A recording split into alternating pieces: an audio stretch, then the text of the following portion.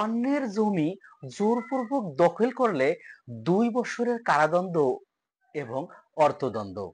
সুপ্রিয় দর্শক, নতুন ভূমি আইনে অন্যের জমি জোরপূর্বক দখল করলে 2 বছরের কারাদণ্ড এবং অর্থদণ্ডে দণ্ডিত হইবে। ভূমি অপরাধ প্রতিরোধ ও প্রতিকার আইন 2023 অনুযায়ী কোনো ব্যক্তি যদি কোনো জমির বৈধ মালিকানা ছাড়াই জোরপূর্বক দখল করে, তাহলে তাকে সর্বোচ্চ 2 বছর পর্যন্ত কারাদণ্ড এবং অর্থদণ্ডে দণ্ডিত করা হতে পারে, যা এই আইনের 7 ধারায় উল্লেখ করা হয়েছে।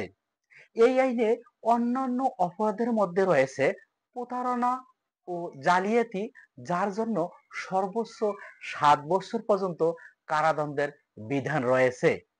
আশা করি বিষয়টা বুঝতে পারছেন। ধন্যবাদ সকলকে।